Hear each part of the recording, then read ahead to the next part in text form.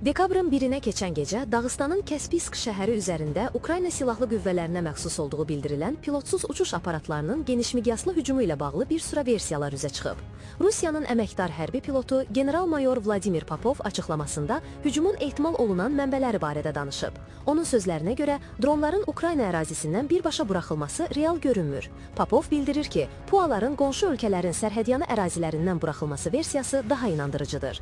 O, təxribat və kəşfiyyat qruplarının turist və ya digər mülki qiyafələr altında bölgəyə daxil ola biləcəyini istisna etmir. General-mayorun açıqladığı ikinci ssenari Xəzər dənizi ilə bağlıdır. O hesab edir ki, dronlar dənizdə olan qayıqlar və ya gəmilərdən balıqçı və turist qrupları kimi maskalanmış şəxslər tərəfindən buraxıla bilər.